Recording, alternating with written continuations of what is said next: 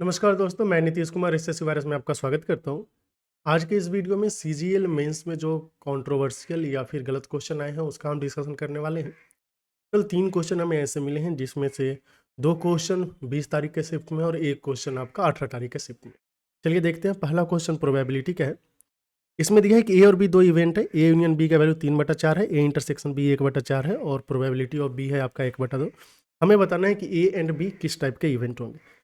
तो सबसे पहले म्यूचुअली एक्सक्लूसिव की बात करें तो म्यूचुअली एक्सक्लूसिव तभी होता है जब दोनों का इंटरसेक्शन 0 हो। म्यूचुअली एक्सक्लूसिव होने का मतलब होता है कि दोनों एक साथ एग्जिस्ट नहीं कर सकता। तो जब एक साथ एग्जिस्ट नहीं करेगा तो ए इंटरसेक्शन बी 0 होना चाहिए। अब यहाँ पे ए इंटरसेक्शन बी 0 नहीं दिया हुआ है, ए इंटरसेक्शन बी का वैल्यू 1/4 दिया है, मतलब म्यूचुअली एक्सक्लूसिव नहीं होगा। तो देखिए अगर ये म्यूचुअली एक्सक्लूसिव नहीं है तो जो पहला ऑप्शन है नॉन म्यूचुअली एक्सक्लूसिव का वो तो सही हो गया कि हाँ कोई दिक्कत नहीं। जो बाकी का जो 2 ऑप्शन है उसको हम चेक करेंगे। इंडिपेंडेंट होने के लिए क्या होता है कि ए इंटरसेक्शन बी जो है वह इंडिविजुअल प्रोबेबिलिटी के प्रोडक्ट के बराबर होता है। बात समझ रहे? अगर A intersection B individual probability के प्रोडक्ट के बराबर हो तो हम बोलेंगे क्या होगा, ये इंडिपेंडेंट होगा। यहाँ पे अगर आपको फॉर्मूला याद होगा कि ए यूनियन बी, इसका जो प्रोबेबिलिटी है ये होता है इंडिविजुअल प्रोबेबिलिटी का योग या sum P A plus P B, और जो दोनों एक साथ हो रहा है उसको हम माइनस कर लेते हैं, यही होता है ना। ये हो गया है 3/4 equal to P A 1/2, P B हमें पता नहीं है, और ये इंटरसेक्शन बी हो गया 1/4। यहाँ से अगर आप पी बी निकालेंगे तो वैल्यू कितना आ जाएगा 1/2। अब जैसा कि क्वेश्चन में दिया है कि पी ए इंटरसेक्शन बी का वैल्यू है 1/4 और इंडिविजुअल प्रोबेबिलिटी 1/2 एंड 1/2 के प्रोडक्ट के बराबर है, तो ये भी सही हो गया। इंडिपेंडेंट है, ये भी सही हो गया, तो डिपेंडेंट वाला गलत हो जाएगा। अब ये ऐसा क्वेश्चन है जिसमें 2 ऑप्शन सही है। देखिए अगर हमें एक से ज़्यादा ऑप्शन सेलेक्ट करना होता तो हम दोनों ऑप्शन को सिलेक्ट करते, लेकिन अगर एक ही ऑप्शन सेलेक्ट करना है तो इस केस में जो मोस्ट सूटेबल आंसर होता है हम वही सिलेक्ट करते हैं, और ये मोस्ट सूटेबल आंसर क्या है? इंडिपेंडेंट है। आप बोलोगे मोस्ट सूटेबल आंसर इंडिपेंडेंट क्यों है, नॉट म्यूचुअली एक्सक्लूसिव क्यों नहीं है? तो चलिए बताते हैं। जो भी इंडिपेंडेंट इवेंट की हम बात करेंगे, मान लेते हैं 2 इवेंट्स है आपका इंडिपेंडेंट, तो इंडिपेंडेंट इवेंट है तो ये नॉन म्यूचुअली एक्सक्लूसिव होगा ही होगा। कब? जब हम बात कर रहे हैं कि जो इंडिविजुअल प्रोबेबिलिटी है उसमें से कोई भी 0 नहीं होना चाहिए। मान लीजिए कि 2 प्रोबेबिलिटी आपके पास है, 2 इवेंट है ए एंड बी, और इसका इंडिविजुअल प्रोबेबिलिटी पी और पी बी, इसमें से कोई भी 0 नहीं है, तो इंडिपेंडेंट होने के लिए उसे नॉन म्यूचुअली एक्सक्लूसिव होना ही पड़ेगा।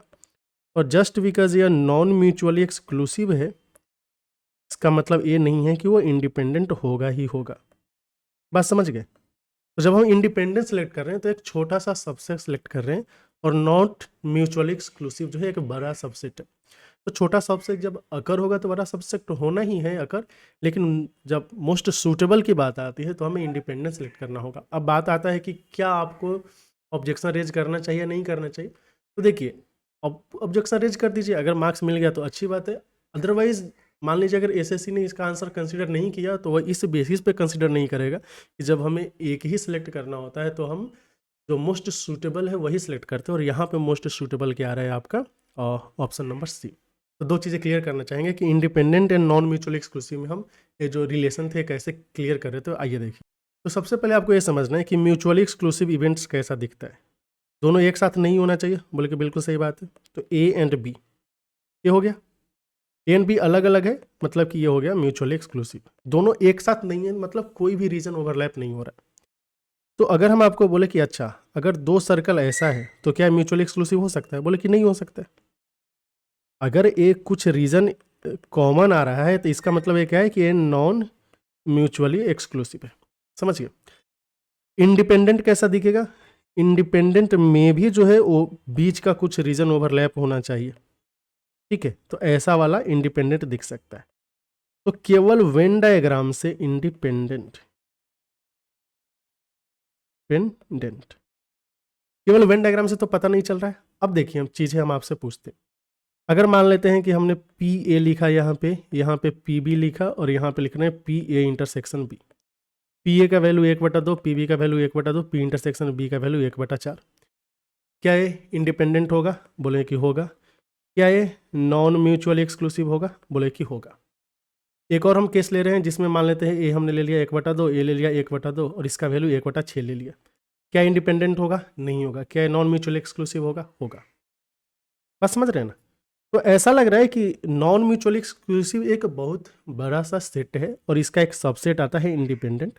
तो ऐसे केसेज में अगर कोई दो सबसेट या दो इवेंट इन चीज़ों को फॉलो कर रहा है कि A intersection B individual probability के प्रोडक्ट के बराबर होगा, उस केस में आपको आंसर इंडिपेंडेंट ही सिलेक्ट करना है, ना कि नॉन म्यूचुअल एक्सक्लूसिव। अगर दोनों ऑप्शन में है, अगर मान लीजिए इंडिपेंडेंट ऑप्शन में नहीं है तो नॉन म्यूचुअल एक्सक्लूसिव ही सिलेक्ट करेंगे। दोनों के होने के केस में इसको हम प्रायोरिटी ज़्यादा देंगे।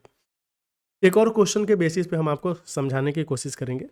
मान लीजिए कि हमारे पास बोल दिए चलिए मान लीजिए कि हमारे पास एक रेक्टेंगल नहीं, एक क्वाड्रिलेटरल है। और एक क्वाड्रिलेटरल में क्या है कि जो ईच साइड है ना, हर एक साइड क्या हो गया, ये इक्वल है, क्योंकि चलो अच्छी बात है। और जो ईच एंगल है, हर एक एंगल ये कितना हो गया, 90 डिग्री। अब आपको बताना है कि ये किस टाइप का क्वाड्रिलेटरल होगा। पहला ऑप्शन दिया है पैरेललोग्राम, दूसरा ऑप्शन दिया है रोम्बस, एंड तीसरा ऑप्शन दिया है रेक्टेंगल, एंड जो चौथा ऑप्शन है ये आपका क्या है, स्क्वायर। तो हमारा कहना है कि क्या इसमें हर एक ऑप्शन सही होगा? बिल्कुल सही होगा। लेकिन अगर आपको फोर्स किया जाए कि आपको एक ही ऑप्शन सेलेक्ट करना है, तो आप बताइए आप कौन सा सेलेक्ट करेंगे? पैरेललोग्राम? बल्कि पैरेललोग्राम मोर जनरल केस हो गया। रोम्बस ये भी जनरल केस है गिवन प्रॉपर्टी के लिए। रेक्टेंगल भी है। एक स्पेसिफिक जो आंसर है जो इस खास प्रॉपर्टी के लिए ही बना है, वो है आपका स्क्वायर। ऐसा ही केस यहाँ पे हो रहा था प्रोबेबिलिटी के इस क्वेश्चन में। चूंकि A intersection B individual probability के प्रोडक्ट के बराबर आ रहा था, तो एक खास इंडिपेंडेंट के लिए बना है। तो आप ऑब्जेक्शन रेज कीजिए, मार्क्स मिल जाए तो अच्छी बात है, अदरवाइज नहीं मिले तो फिर वो ये बेसिस होगा, क्योंकि इंडिपेंडेंट स्पेसिफिक हो गया है, नॉन म्यूचुअल एक्सक्लूसिव इस पर्टिकुलर क्वेश्चन के लिए एक जनरल सा केस। बात समझ गए? अभी जो बाकी के दो क्वेश्चन है वो भी हम देख लेते हैं। अब ये जो क्वेश्चन है, ये क्वेश्चन है गलत। हम बोल रहे हैं ऑप्शन गलत नहीं बोल रहे हैं, हम बोल रहे हैं क्वेश्चन ही गलत है। देखिए क्वेश्चन गलत क्यों है ये तो जानने की बात है। यहाँ जो क्वेश्चन में दिया हुआ है average of first 92 even numbers, ये कहना ही मीनिंगलेस है। क्यों? क्योंकि फर्स्ट इवन नंबर करके कोई चीज नहीं होता। देखिए अगर इसे बोलना था तो बोलना चाहिए फर्स्ट इवन नेचुरल नंबर, आप बोलेंगे ये कोई चीज होता है, समझ रहे ना? फर्स्ट इवन या फिर even natural number, whole number बोलेंगे, ये भी सही चीज है। क्यों? देखिए जब हम फर्स्ट 5, फर्स्ट 10, फर्स्ट की बात करते हैं, ये फर्स्ट सेकंड थर्ड इन सब की हम बात कब करेंगे? जब एक सीक्वेंस स्टार्ट हो रहा है कहीं से, तभी बात करेंगे ना। जब नेचुरल नंबर की हम बात करते हैं तो नेचुरल नंबर 1 2 3 4 5 ऐसे करके स्टार्ट होता है। इसमें से हम देखना है कि फर्स्ट इवन क्या है, तो हम बोलेंगे कि 2 आ गया। वहीं होल नंबर की बात करें तो 0 से स्टार्ट होता है, 0 1 2 3 4 5 ऐसे करके। चूंकि ये यहाँ से स्टार्ट हो रहा है तो फर्स्ट इवन होल नंबर आ जाएगा आपका 0। बोले कि चलो ठीक है। लेकिन यहाँ पे केवल इन्होंने बोला है कि फर्स्ट 92 इवन नंबर्स, ऐसा कोई चीज़ नहीं है। क्यों? क्योंकि -2 भी इवन है, -4 भी इवन है, -6 -8 -10 ये सबका सब इवन नंबर है। तो फिर हम सीरीज को स्टार्ट कहाँ से करें? बात समझ रहे? स्टार्ट नहीं कर सकते। फर्स्ट इवन नंबर ऐसा करके कोई चीज़ नहीं होता, ये एक मीनिंगलेस चीज़ है। क्योंकि जब हम इवन नंबर की बात करते हैं तो इवन नंबर में निगेटिव को भी हमें इंक्लूड करना है। निगेटिव इंटीजर्स जो 2 से डिविजिबल है उसको भी इंक्लूड करना है, 0 को भी इंक्लूड करना है। पॉजिटिव इंटीजर्स जो आपका 2 से डिविजिबल है उसको भी इंक्लूड करना है। तो ये सीक्वेंस कहीं से स्टार्ट नहीं होगा। बात समझ रहे? इनको क्वेश्चन में देना क्या चाहिए था? इनको क्वेश्चन में देना चाहिए था कि फर्स्ट 92 इवन नेचुरल नंबर अगर देते तो चलता, फर्स्ट 92 इवन होल नंबर देते तो चलता।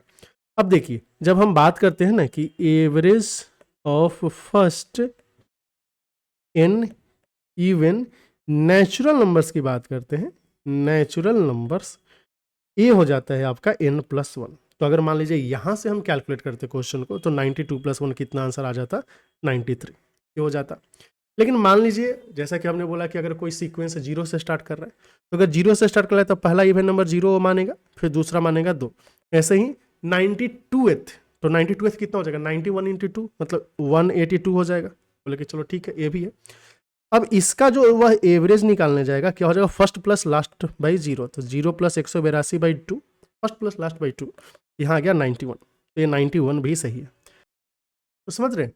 तो ये क्वेश्चन इसलिए गलत है क्योंकि इसमें जो फ्रेमिंग है क्वेश्चन का वही गलत है। आप ऐसा नहीं बोल सकते हैं कि first 92 even numbers, first 10 even numbers, ये मीनिंगलेस चीजें। सेम टाइप का क्वेश्चन आपका 18 तारीख में भी पूछा गया, चलिए वो देख लेते हैं। तो देखिए सेम टाइप का क्वेश्चन आपका 18 तारीख को जो एग्जाम हुआ है उसमें भी पूछा है। इन्होंने पूछा है कि average of first 91 even numbers, फिर से ये गलत हो गया। इनको बोलना चाहिए था फर्स्ट 91 इवन नेचुरल नंबर्स, ठीक है। अगर मान लीजिए इवन नेचुरल नंबर रहा तब आंसर हो जाएगा 91 प्लस 1, जो कि हो जाएगा आपका 92। लेकिन मान लीजिए अगर कोई जीरो से सीक्वेंस से स्टार्ट कर रहा है, वो मान के कि होल नंबर को हम कंसीडर करेंगे, तो जीरो अगर पहला हो गया तो 2 हो जाएगा उसका दूसरा, 91 हो जाएगा उसका 180। इनके लिए एवरेज कितना आ जाएगा आपका 90, तो ये सही हो जाएगा। तो ये जो क्वेश्चन है इस पे आप रिप्रेजेंटेशन डाल सकते हैं, और हमें तो लगता है कि इस क्वेश्चन पे सबको ही नंबर फिर मिलना चाहिए क्योंकि क्वेश्चन ही गड़बड़ है। इसके अलावा एक और बात, अगर आपने कम्युनिटी पोस्ट देखा होगा तो वहाँ पे हमने पोस्ट किया है कि जल्दी ही CGL प्री 2025 से रिलेटेड क्वेश्चंस हम कम्युनिटी पोस्ट पे पोस्ट करना स्टार्ट करेंगे और रिलेटेड वीडियोस भी लाना स्टार्ट करेंगे। वहाँ पे आप कमेंट सेक्शन में अपने सुझाव दे सकते हैं कि ये जो आने वाला सीरीज है इसमें क्या क्या इंक्लूड किया जाना चाहिए। हमने अपने से एक डिज़ाइन किया है, लेकिन आपका जो इनपुट्स है उससे भी हमें बहुत सारी चीज़ें सीखने को मिल सकती है। तो आप कम्युनिटी पोस्ट पे जाइए, वहाँ पे आप अपने सुझाव दीजिए। तो फिर मिलते हैं अगले वीडियो में कुछ और सॉल्यूशन के साथ। तब तक के लिए चैनल के साथ बने रहें। आपका बहुत बहुत धन्यवाद।